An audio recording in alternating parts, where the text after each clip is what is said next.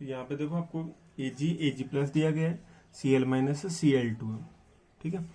अब यहाँ पे आपको Ag प्लस की कंसंट्रेशन 0.1 मोलर दी गई है, Cl माइनस की कंसंट्रेशन आपको कैलकुलेट करनी है, Cl2 का प्रेशर आपको 1 atm दिया गया है। कितना दिया गया है? 1 atm, ठीक है। और इसके साथ आपको E0 Ag plus 2 Ag, Ag के लिए आपको इलेक्ट्रोड पोटेंशियल दिया गया है 0.80, कितना दिया गया है? 0.80 वोल्ट। और E0 आपको दिया गया है Cl2 Cl माइनस क्लोरीन के लिए, और वो आपको दिया गया है प्लस के 1.36 वोल्ट, ठीक है। और ई सेल भी आपको यहाँ पे दिया गया है, साथ में क्या दिया गया है? E cell. और ई सेल की वैल्यू जैसे आपको दे दी गई 0.653 वोल्ट, कितनी दी गई है? 0.653 वोल्ट, क्लियर है। तो देखो यहाँ पे क्या क्या दिया गया है आपको, Ag प्लस की कंसंट्रेशन दी गई है, Cl माइनस की कंसंट्रेशन आपको कैलकुलेट करनी है, साथ में आपको Cl2 दिया गया है जिसका प्रेशर 1 atm है, E0 इलेक्ट्रोड पोटेंशियल दिया गया है Ag के लिए 0.80 वोल्ट और Cl2 के लिए 1.36 वोल्ट, और ई सेल आपको दिया गया 0.653 वोल्ट, ठीक है। तो यहाँ पे वही इक्वेशन लगाएंगे, E cell is equal to E0 cell minus 0.06 upon n log concentration of product upon concentration of reactant, ये इक्वेशन हम लोग काम में लेंगे, ठीक। अब देखो यहाँ पे ई सेल आपको डायरेक्टली दिया गया 0.653 वोल्ट, कोई दिक्कत नहीं इसमें। ई नोड सेल आपको पता है कैसे निकालते हैं, ई कैथोड माइनस ई एनोड। अब यहाँ पे कैथोड कौन होगा? जिसकी वैल्यू हायर हो, हायर वैल्यू किसकी है?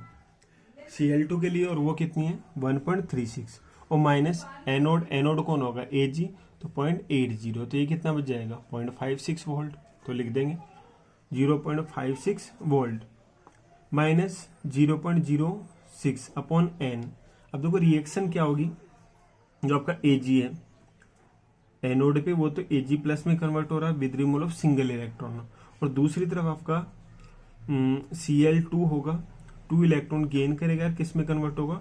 2Cl माइनस में। तो इस इक्वेशन को बैलेंस कर लेते हैं, 2Ag लेते हैं, 2Ag प्लस 2 इलेक्ट्रॉन, तो ये आपके इलेक्ट्रॉन क्या हो गए? बैलेंस हो गए, इलेक्ट्रॉन से इलेक्ट्रॉन कैंसिल, तो ये आपका Ag रिएक्शन ये आ जाएगी 2Ag plus Cl2 forming 2Ag plus 2Cl minus, ठीक है। अब Ag आपको लिखना ही नहीं है, प्योर सॉलिड है। Cl2 का प्रेशर आपको 1 atm दिया गया, Ag प्लस की कंसंट्रेशन आपको 0.1 मोलर दी गई है, और Cl माइनस ही आपको कैलकुलेट करनी है, तो कर लेंगे। n की वैल्यू तो आपकी 2 आ जाएगी, लॉग कंसंट्रेशन ऑफ प्रोडक्ट की कंसंट्रेशन कितनी है? प्रोडक्ट में देखो Ag प्लस है, Cl माइनस है, Ag प्लस के लिए आप लोग लिख दोगे 0.1 और इसकी पावर 2, Cl माइनस आपको कैलकुलेट करना है और इसकी पावर 2, Cl माइनस कंसंट्रेशन आपको कैलकुलेट करनी है, 2 मोल है, पावर 2 लगा देंगे। रिएक्टेंट में Ag आपको लिखना नहीं, Cl2 लिखना है, और इसका प्रेशर कितना है? 1 atm, ठीक है। अब आपके पास ये वैल्यू है, ये वैल्यू है, ये वैल्यू आपकी 0.03 आ जाएगी, log 0.1 का स्क्वायर इसे आप लोग कैलकुलेट कर लेंगे, और उसके बाद Cl माइनस की कंसंट्रेशन आपको कैलकुलेट करनी होगी, ठीक है। तो इस टाइप से आपको नेक्स्ट इक्वेशन के थ्रू आप लोग ई सेल कैलकुलेट कर सकते हो, E0 सेल भी कैलकुलेट कर सकते हो, किसी भी सेल का इलेक्ट्रोड पोटेंशियल भी कैलकुलेट कर सकते हो स्टैंडर्ड कंडीशन पे, और उसके अलावा प्रोडक्ट या फिर रिएक्टेंट की कंसंट्रेशन भी आप लोग कैलकुलेट कर सकते हो। आप लोग n की वैल्यू भी कैलकुलेट कर सकते हो, ट्रांसफर्ड इलेक्ट्रॉन कितने हैं, ठीक है। तो ये सारी वैल्यूज आप लोग यहाँ पे नेक्स्ट इक्वेशन के थ्रू कैलकुलेट कर सकते हो। चलो अब हम लोग यहाँ पे नेक्स्ट इक्वेशन का जो इसके बाद जो नेक्स्ट टॉपिक होगा हमारा, उसकी बात कर लेते हैं। नेक्स्ट हमारा यहाँ पे टॉपिक हो relationship between delta G0 E0 cell and Kc। Next जो हमारा टॉपिक है वो आपका रिलेशनशिप हमें बताना है कि डेल्टा G0 में, E0 सेल में और Kc में क्या रिलेशन होगा, ठीक है। तो ये इस इक्वेशन की हम लोग पहले भी बात कर चुके हैं कि delta G cell is equal to delta G0 cell plus 2.303 RT log Q। Equilibrium condition पे Q is equal to Kc, जो आपका रिएक्शन क्यूसेंट होता है इक्विलिब्रियम कंडीशन पे Kc मीन्स इक्विलिब्रियम कांस्टेंट के इक्वल हो जाता है, पता है आप लोगों को, केमिकल इक्विलिब्रियम में बात करते हैं। और at equilibrium delta G is equal to कितना हो जाता है? 0। ये हम लोगों ने थर्मोडायनेमिक्स में बात की कि इक्विलिब्रियम पे डेल्टा G की वैल्यू कितनी होती है? 0 होती है। तो डेल्टा जी सेल की वैल्यू पुट कर देंगे, delta G not cell standard condition पे gives energy plus 2.303 RT log Kc। अभी आपका जो 2.303 RT log Kc है उसको इधर लेके जाएंगे तो माइनस का हो जाएगा, तो आपकी इक्वेशन बन जाएगी delta G not cell is equal to minus 2.303 RT log Kc। ठीक है, तो इस इक्वेशन की हेल्प से आप लोग डेल्टा जी कैलकुलेट कर सकते हो यदि आपको Kc दिया गया है तो, और डेल्टा जी नॉट सेल दिया गया है तो आप लोग Kc भी कैलकुलेट कर सकते हो। कैसे करेंगे इसकी इक्वेशन वो भी मैं आपको बता देता हूँ।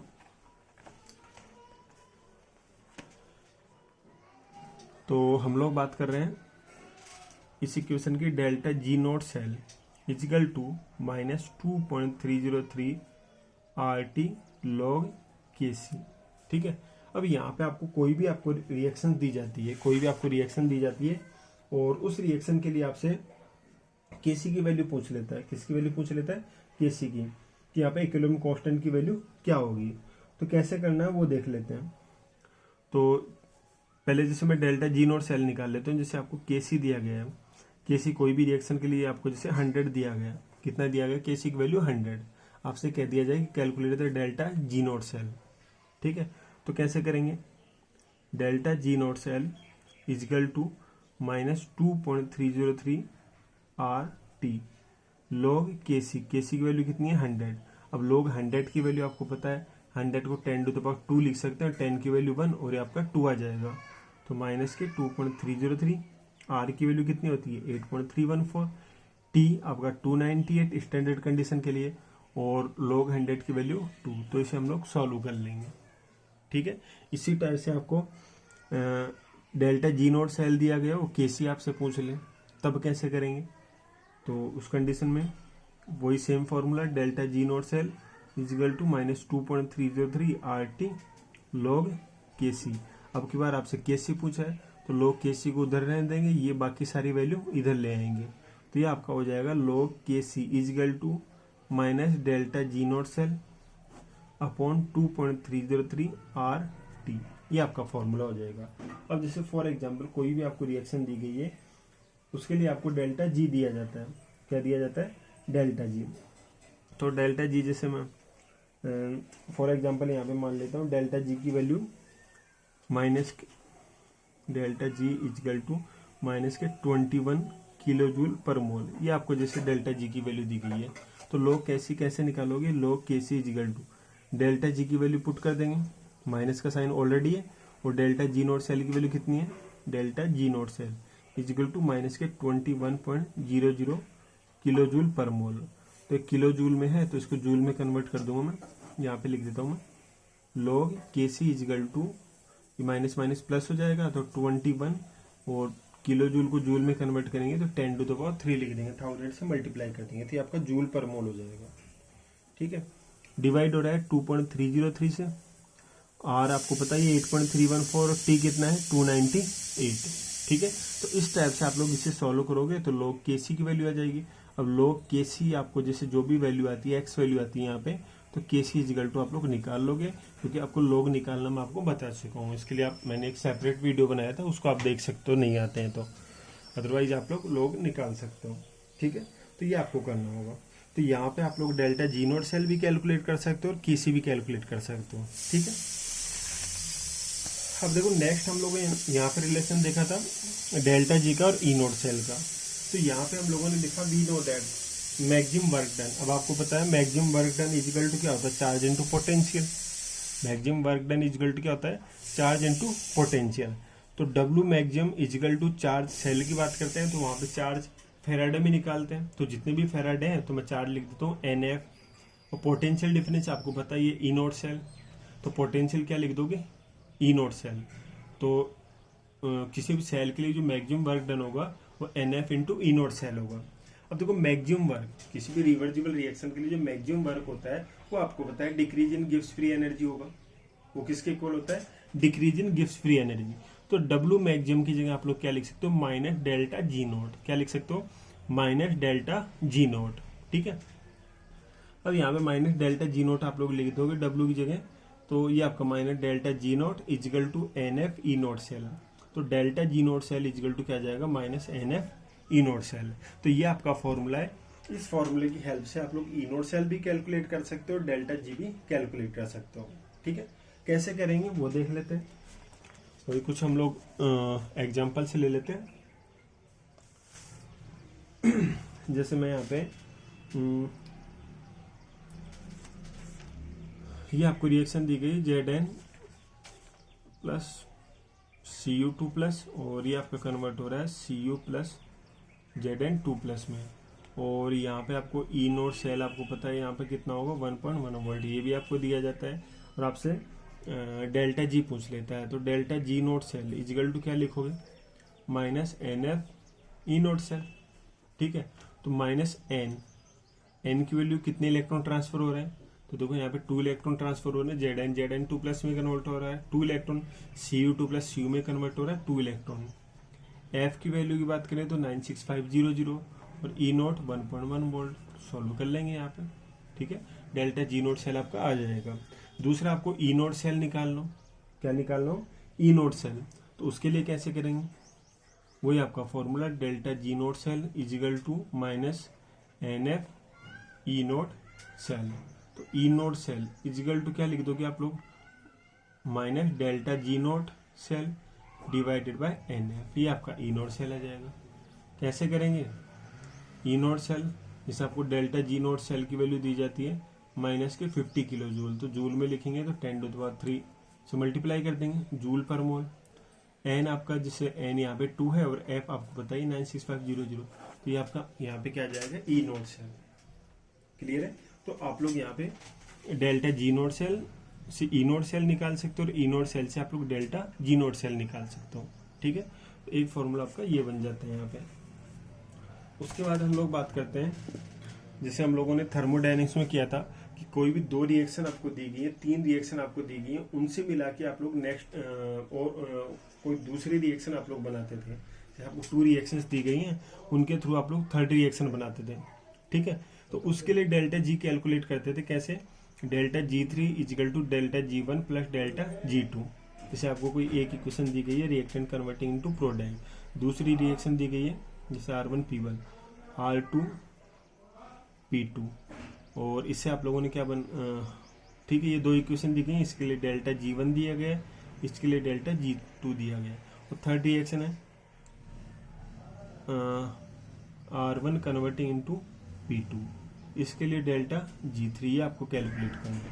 क्लियर है, जैसे आपको एग्जांपल मैंने बताया, कोई भी आपको जैसे इस टाइप से कोई रिएक्शन दी जाती है कि R1 converting into P1 R2 converting into P2, इनके लिए डेल्टा जी की वैल्यू आपको दी जाती है और इन दोनों को मिला के कोई 3rd इक्वेशन आप लोग बनाते हो, उसके लिए आपसे डेल्टा जी पूछ लेता है। तो कैसे करेंगे, delta G3 is equal to delta G1 plus delta G2।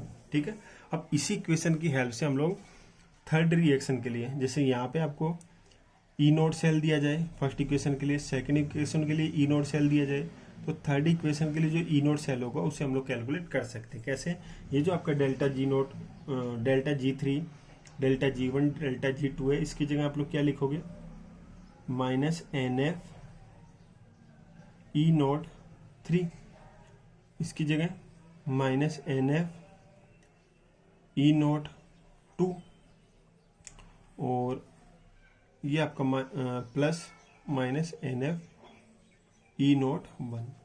तो यहाँ पे आप लोग ई नोट 3 भी कैलकुलेट कर सकते हो। ठीक है, इस इक्वेशन की हेल्प से आप लोग ई नोट 3 भी कैलकुलेट कर सकते हो। ठीक, कैसे करना है वो भी मैं आपको बता देता हूँ।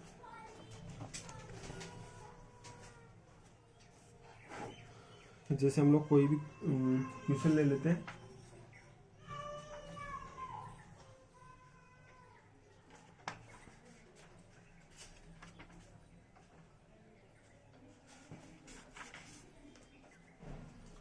जैसे देखो आपको कोई इक्वेशन दी गई है कि MnO4 माइनस है, इसको आप लोगों ने कन्वर्ट किया MnO2 में। तो इसके लिए आपको ई सेल कैलकुलेट करना है, इसके लिए आपको ई नोट सेल कैलकुलेट करना है इस इक्वेशन के लिए। ठीक है, और आपको दिया गया है MnO4 माइनस को जब आप लोग Mn2 प्लस में कन्वर्ट करोगे तो इसके लिए ई नोट सेल आपको दिया गया है 1.51 वोल्ट, और MnO2 को जब आप लोग Mn2+ में कन्वर्ट करोगे तो इसके लिए ई नोड सेल आपको दिया गया है 1.23 वोल्ट। तो ये आपकी फर्स्ट इक्वेशन है, ये आपकी सेकंड इक्वेशन है। इनकी हेल्प से हमें ये थर्ड इक्वेशन बनानी होगी और इसके लिए ई नोड सेल कैलकुलेट करना होगा।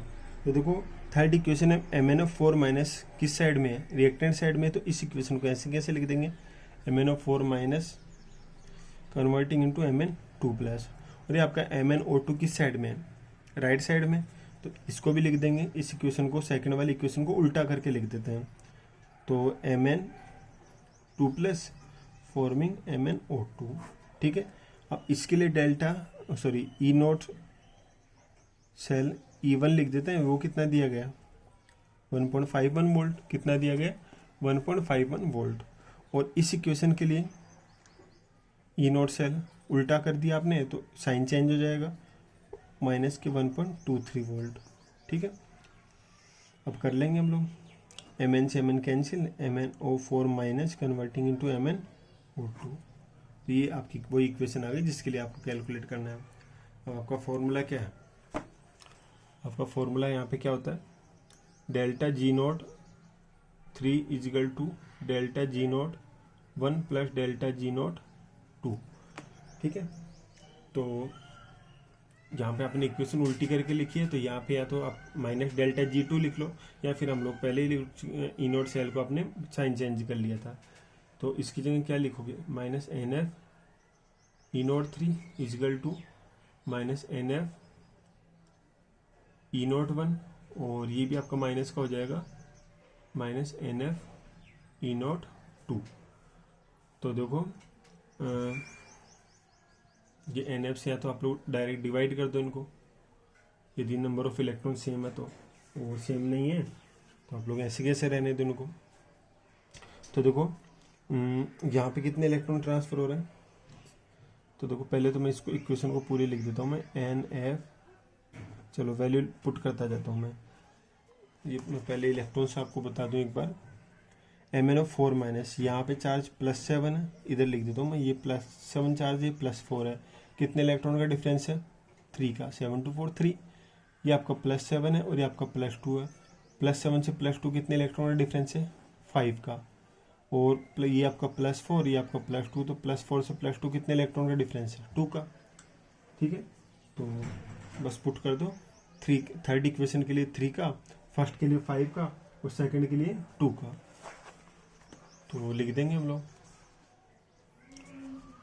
-NF, तो n की वैल्यू थर्ड इक्वेशन के लिए 3 वैल्यू आ रही थी n की, f आपको पता ही है 96500, या फिर f लिख लो, डायरेक्ट कैंसिल कर लेंगे, और E03 ये आपको कैलकुलेट करना है, माइनस सेकेंड इक्वेशन के लिए n की वैल्यू 5 आ रही थी, f आपका ऐसे कैसे लिख दो, E1 1.51 वोल्ट, कितना है 1.51 वोल्ट, और ये माइनस n की वैल्यू सेकेंड इक्वेशन के लिए 2 f, और ई नोट की वैल्यू माइनस के 1.23 वोल्ट, कितना है माइनस के 1.23 वोल्ट। अब सॉल्व कर लेंगे इसे, ये तो आपका 5f इंटू 1.5 वोल्ट आ गया, और ये आपका माइनस माइनस प्लस हो जाएगा, 2f इंटू 1.23 वोल्ट आ गया, और इधर आपका माइनस का 3f इंटू ई नोट 3, अब 3f से यहाँ पे डिवाइड कर देंगे, तो इसके बाद सॉल्व कर लेंगे, f से कॉमन आ जाएगा तो f कैंसिल हो जाएंगे, उसके बाद सॉल्व कर लो इसे, ठीक है। तो इस टाइप से आपको ऐसे जो क्वेश्चन आएंगे उनको आपको सॉल्व करना होगा, ठीक है।